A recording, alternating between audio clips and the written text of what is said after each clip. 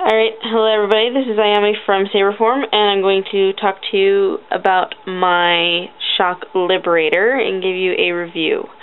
I ordered a few extra things. I ordered batteries. They do not come with the duct tape on them. I put that on is to help me be able to get my batteries out of my battery pack. They're really snug, so which is good, but not so good if you're trying to actually charge your batteries. Blade plug, I will show you how to install this a little bit later. Retention screwdriver, you kind of need one of these. I have a couple because you lose them. Hopefully you find them again, but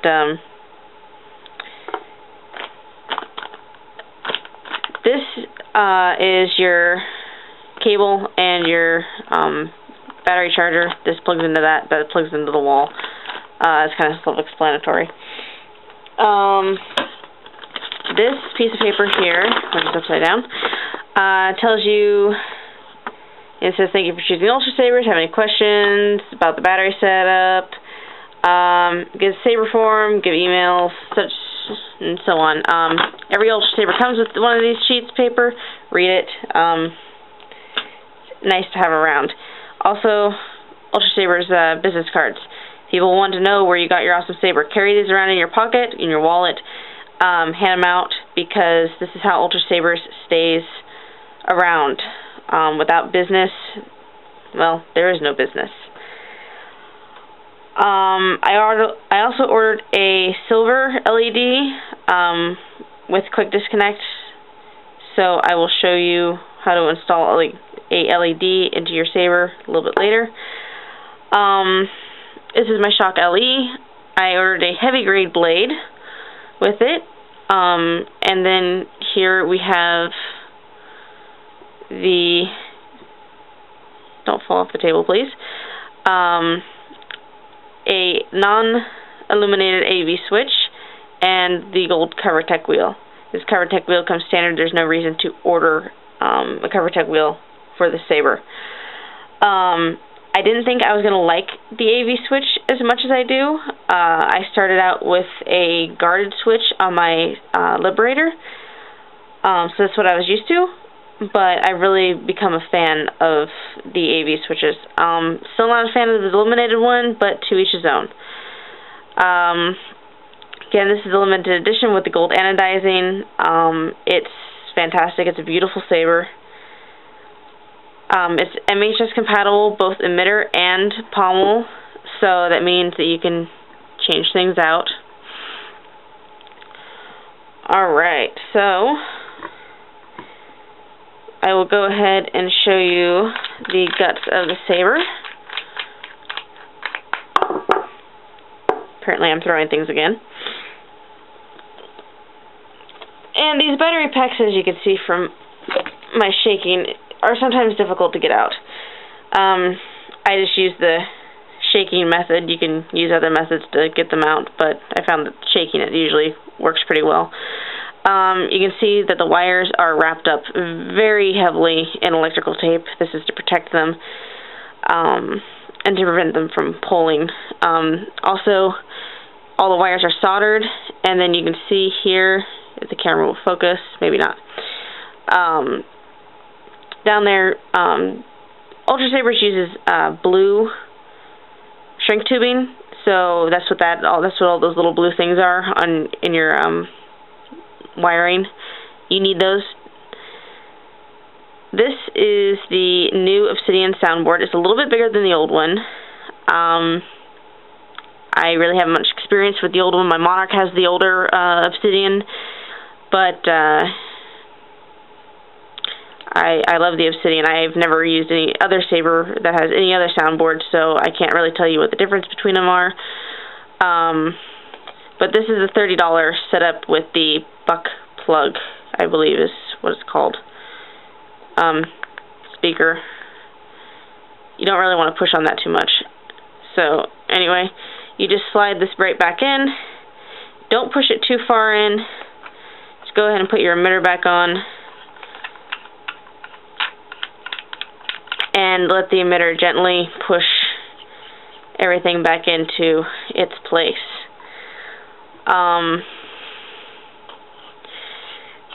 With the emitter being MHS compatible, you can just do what I did and take blade and emitter off of the whole piece, and there is your LED. I ordered the quick disconnect to come with the saber, and here we are. Apparently my wires are all tangled up. Alright, stop tangling up, please. Alright, there.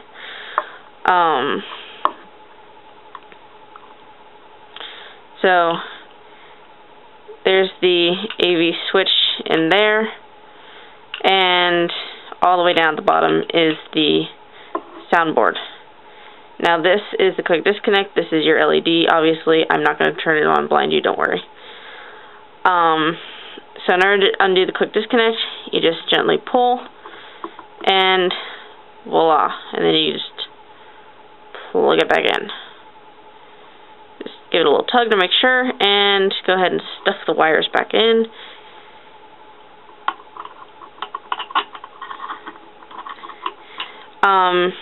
Now when you first put your LED back into the shock, you can see that it kind of puffs up from the wiring. Don't worry about that too much. Just gently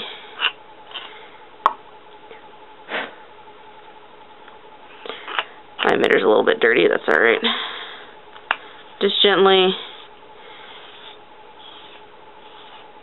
replace your emitter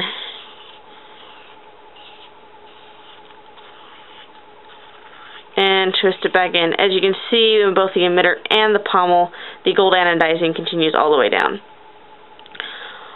Alright, the CoverTech wheel is, I wish it was a little bit farther down, but that's okay because I have pretty small hands, so you can see it fits my hand really well. I can actually touch my two fingers together here on the other side. If you have bigger hands, of course, you're going to have to grab it a little bit farther up. When I spin the saber, I have a tendency to hold the saber about here and use this point, this choke point, to as the countermeasure and lever point. The saber has wonderful grip. It's very, very comfortable. It has just enough ridging so that your hands do not want to slip. I still use gloves to provide that extra security. But, of course, you can add grip tape and anything else that you want to.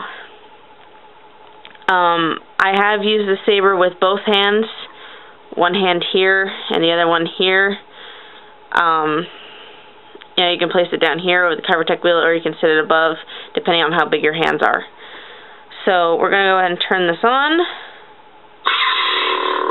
And it's coming up very white on the camera, but this is actually the purple blade. And the obsidian sound that you hear is the sound font of episode 4. So I've changed it from the default to a more custom one.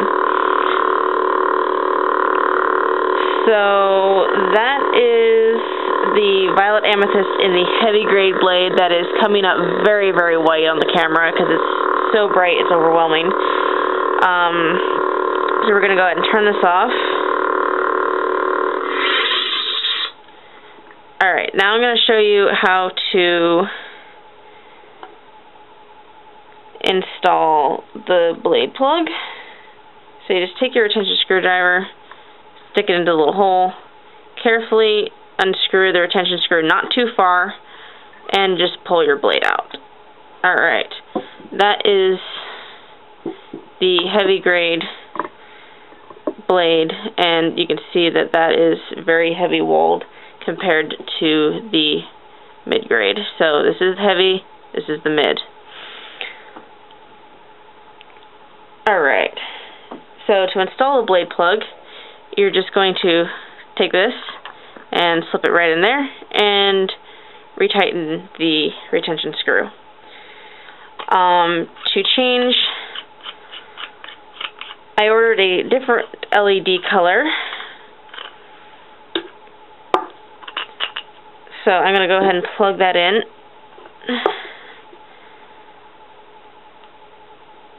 Right like that. There we go. Alright, we're going to stuff you back in there. Come on. Get in there. There we go. Alright, that's the shock emitter. It's pretty hefty.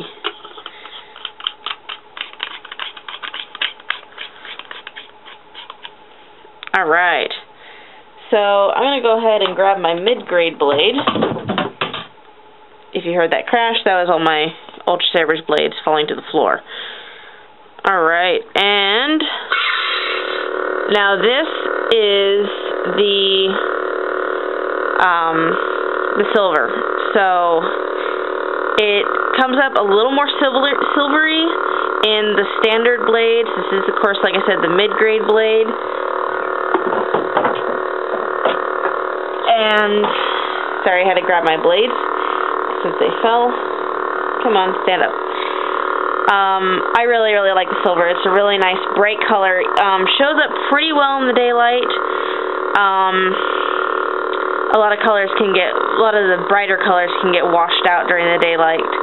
But this one I didn't find washed out too much. So I'm going to go ahead and pull this out. I didn't put the retention screw in, as you can see, because I'm switching blades for the purpose of demonstration. Here is my Ultra Edge Heavy Grade. As you can see, it dims the brightness quite a bit, but it gives you a fuller blade look. Definitely, if you want a thicker blade illusion, the lighting of the blade changes with the white film, so thus giving it a fuller effect versus the silver film. The white being an opaque film has a tendency to diffuse the light more, thus making it dimmer. So the darker your color, the more it's going to diffuse and make your saber dimmer.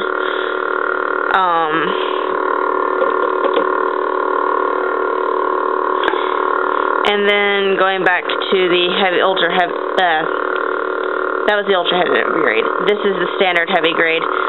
Same as the mid grade. Doesn't really diffuse the light a whole hell of a lot. It does dim it a little bit just because the walls are a little bit thicker, but the diameter of all the blades is the same. The silver is great because you can get the color discs from off the website, or you can even find a theater supply company and order gels to be able to color your blade any color. Gels are great. Color discs work. I actually have color discs in the mail, so I can give you a review on those later versus the gel filters. From my experience with theater lighting and video production, studio lighting, I prefer the gels over color discs, just because they give you a little bit more richer color without sacrificing the omnis of the light. Omnis is what lights are measured in. So you're going to get a little bit brighter of color, more richer, and you're going to hopefully retain most of the brightness of your blade. So if you want a really bright blade with that really rich color, I would suggest going with theater gels, and you can look around the forums for information on that. That just about covers it. I love my Shock. I really do. It's gonna probably become my main saber. I love my Monarch. I love my Liberator. But just for sheer comfort in dueling, the Shock is a really good first saber. I really wish I had ordered the Shock first instead of my Liberator. I love, like I said, I love my Liberator. There's nothing wrong with it. But just for sheer dueling comfort, without having slippage or anything because of the grooves, the Shock is definitely one of my top recommendations. The Liberator is very comfortable as well. You can see my review of the Liberator V3 for more information on that. Anyway, guys, I will see you around Saber Forum, and I'll talk to you all later.